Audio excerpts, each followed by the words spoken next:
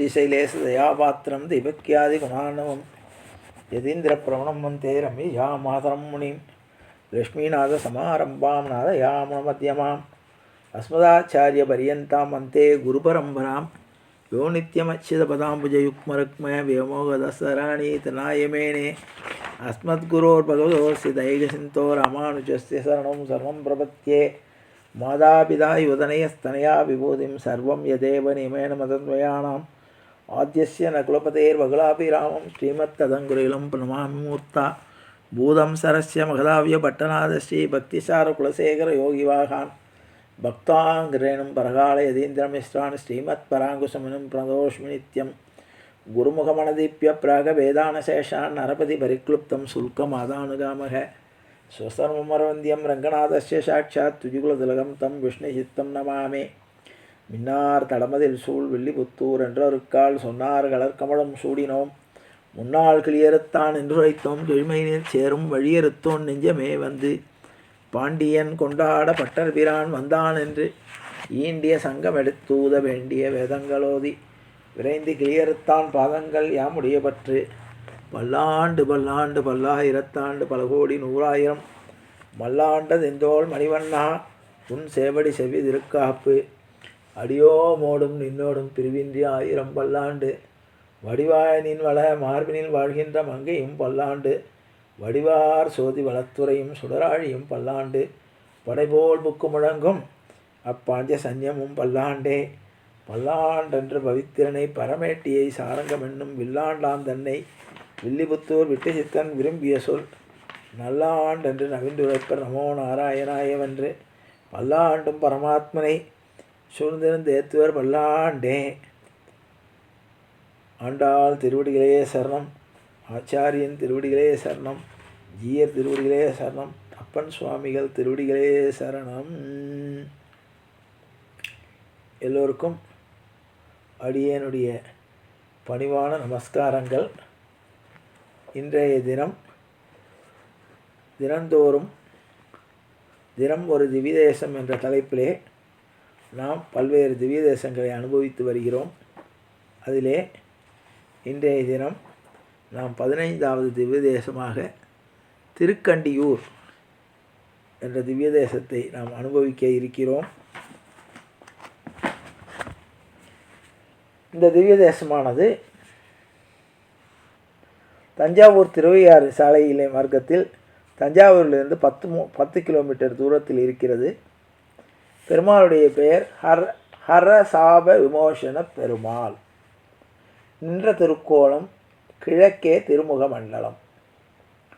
ஹரன் என்றால் பரமேஸ்வரன், சிவபெருமானை குறிக்கும்.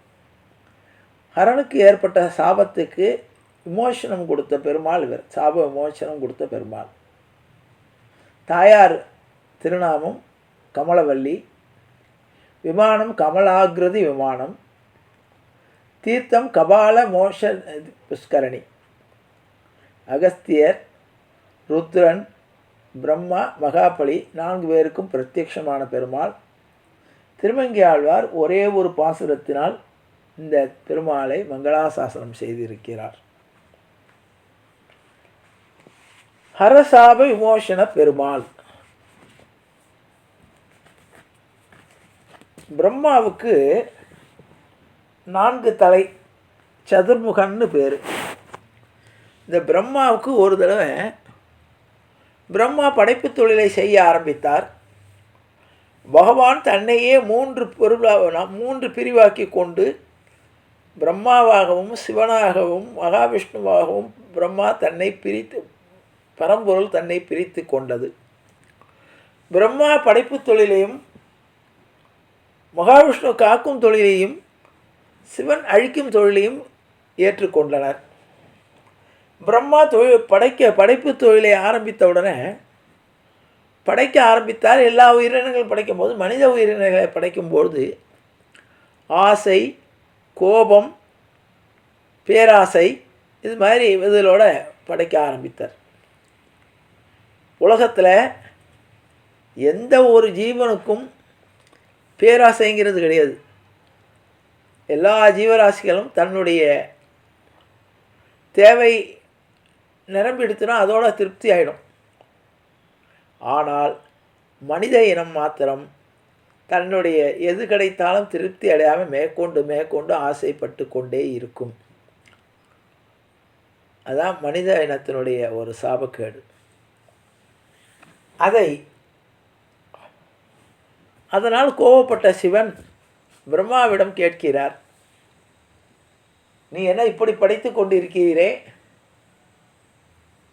கோபம், துராங்காரம், அகங்காரம் இதோடு வீரனைகளை படைத்திருக்கிறீர்களே என்று கேட்டவுடனே பிரம்மாவுக்கு கோபம் வந்து விட்டது. பிரம்மா சொன்னார், என் வேலையை நான் பார்க்குறேன், உன் வேலையை நீ பாருன்ட்டார். என்னுடைய படைத்தல் தொழிலிலே நீ தலையிடக்கூடாதுன்றார். சிவனுக்கும் பிரம்மாவுக்கும் வாக்குவாதம் வருகிறது. பிரம்மாவுக்கு தான் படைக்கிறோம் என்றதனால் கொஞ்சம் ஆணவம் வந்து விட்டது. ஆணவத்தினால் அவருடைய தலை பெரிதாகி 5வது தலையாக உருவாகிறது. 5வது தலை ஆணவம் மிக்க தலை. அதனால தான் நம்ம கூட சொல்லும்போது சொல்கிறோம், அவனுக்கு தலைக்கணம் வந்துடுது அப்படிங்கிறோம். தலைக்கணம்னா அவனுக்கு தலை ஒன்றும் கனமாகாது. அது மாதிரி சில நேரங்களில் கவலை வந்துடுச்சுன்னா, அதிகப்படியான கவலை விடும்போது நம்ம என்ன சொல்லுவோம், தலை பாரமாக இருக்கும்போம். தலை என்ன திடீர்னு வெயிட்டு கூடுது, அதே தலை அதே வேறம்தான். தலையுடைய கனம் ஒன்றும் கூடாது, குறையாது. படைச்சப்போ எப்படி இருக்கோ அதே மாதிரி தான் இருக்கும். ஆனால் நாம் கவலைகளை தலையில் ஏற்றி கொண்டால் தலை பாரமாக தெரியும், நம்ம தலையே நமக்கு பாரமாக இருக்கும். அதே மாதிரி ஆணவம் தலைக்கு ஏறிவிட்டால் தலை கனமாகிவிடும். அதான் தலை கனம்ங்கிறது. அது பிரம்மாவுக்கு அது 4 தலைக்கு மேலே 5வது தலையாக ஒன்று உண்டாகிறது. உடனே சிவபெருமானவன் அந்த தலையை வாக்குவாதத்தில் ஏற்படுறோம், உங்கள் தலை கனம் வந்து விட்டது என்று சொல்லி அந்த தலையை பிடுங்குகிறார். பிரம்மாவுக்கு அது ஒட்டி இருக்கிறதுனால அவர் வலியினால் துடிக்கிறார். துடிக்க இரத்தத்தோடு அந்த தலையை பிடுங்கி விடுகிறார். பிடிக்கணும்னா பிரம்மா அவருக்கு சாபம் கொடுக்குறார். நீ எனக்கு வலிக்க என்னுடைய தலையை பிடுங்கி விட்டதால் உனக்கு பிரம்மகத்தி தோஷம் பிடிக்கட்டும். அதோடு நீ என்னுடைய தலையை பிடுங்கியதால் அந்த தலையானது உன்னுடைய கையிலேயே ஒட்டிக்கொண்டு அது கபாலமாக மாறிவிட்டது. உடனே அந்த கையானது சிவபெருமானுடைய வலது கையிலே இவருடைய மண்டையோடானது கபாலமாக ஒட்டி கொள்கிறது. உடனே இவர்கள் இந்த நேரத்தில் மகாவிஷ்ணு வரார். நடந்த விஷயத்தை கேள்விப்படுறார். பிரம்மாவையும் கண்டிக்கிறார், சிவனையும் கண்டிக்கிறார். பிரம்மாவை நீ இப்படி இவ்வளோ கர்வத்தோடு நீ இருக்கக்கூடாது, பேசக்கூடாது. பிரம்மம் என்பது என்னன்னு கேட்டால் பிரம்மன் அல்லது பிராமணன் அதுலேருந்து வந்தது தான். அதனால தான் பிராமணனுக்கு கோபம் ஆகாது. பிராமணன் பொறுமையாக இருக்கணும். பிராமணனுக்கு 2 விஷயம் வரக்கூடாது, கோபமும் வரக்கூடாது, கர்வமும் வரக்கூடாது. அது 2 அவனுக்கு அழிவை கொடுக்கும். ஏன்னா இவன் சேர்த்து வைத்திருந்த தவ பலன்களை இதை அழித்து விடும். ஒரு பிராமணன் என்பவன் தன்னுடைய பக்தியினால், தன்னுடைய சிரத்தையினால், தன்னுடைய நித்திய கர்மாக்களினால் அவன் தெய்வ பலத்தை கூட்டிக் கொண்டு போகிறான். எப்பொழுது அவனுக்கு கோபமும் ஆணவமும் வருகிறதோ அப்பொழுது அவனுடைய சக்தியானது குறையும். ஆகவே அதை சொல்லி பிரம்மாவுக்கு புத்தி சொல்கிறார் பெருமாள்.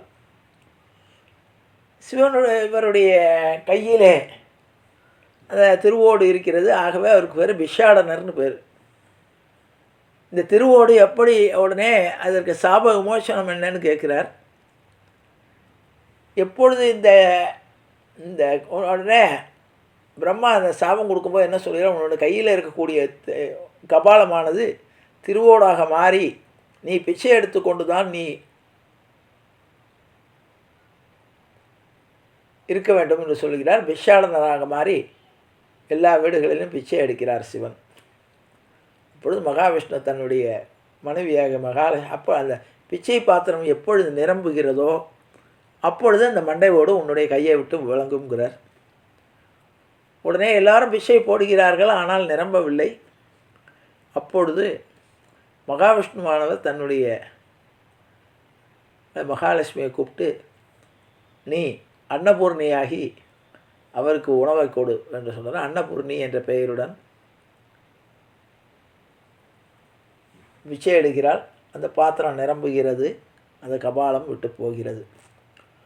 உடனே எனக்கு இந்த பிரம்மகத்தி தோஷம் பிடித்து விட்டதே, நான் என்ன செய்கிறதுங்கிறார்.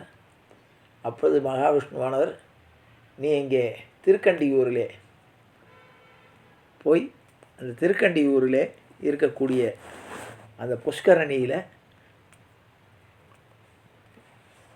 நீராடி வாருங்கள்ன உடனே சிவபெருமான் அந்த திருக்கண்டியூரிலே இருந்த அந்த புஷ்கரணியிலே நீராடி மகாவிஷ்ணுவை தரிசனம் பண்ணுகிறார்.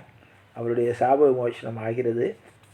ஆகவே பிரம்மா, ருத்ரன், அகஸ்தியர் மற்றும் மகாபலி சக்கரவர்த்தி ஆகியோருக்கு பிரத்யட்சமாக பெருமாள் காட்சி கொடுத்த இடம். இங்கே 6 கால பூஜை நடைபெறுகிறது. திருமங்கை ஆழ்வார் ஒரே ஒரு பாசுரத்தினாலே இந்த பெருமாளை மங்களாசாசனம் செய்திருக்கிறார். அந்த பாசுரமானது, பிண்டியார் மண்டையேந்தி பிறர் மனை திரிந்தந்துண்ணும் முண்டியான் சாபம் தீர்த்த ஒருவனூர் உலகமேத்தும் கண்டியூர் அரங்கம் மெய்யம் கச்சி பேர் மல்லை என்று மண்டினார் உய்யல் அல்லால் மற்றையார்க்கு உய்யலாமே. பிண்டியார் மண்டையேந்தி புறமனை திரிதந்துண்ணும், அது கபாலத்தை ஏந்தி கொண்டு ஒவ்வொரு வீடாக போய் அந்த கபாலமானது திருவோடாக மாறி பிச்சை ஏற்கிறார்.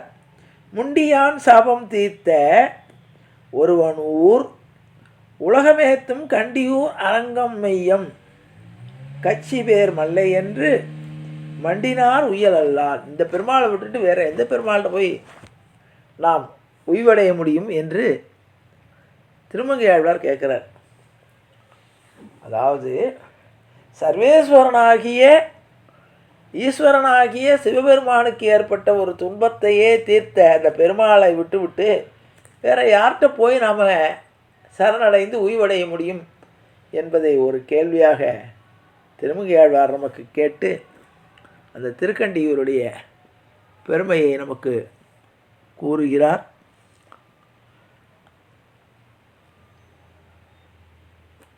என்பதை கூறி நாம் கண்டியூர் நமக்கு ஏதாவது பிரம்மகத்தி தோஷமோ அல்லது ஏதாவது தோஷங்கள் ஏற்பட்டால்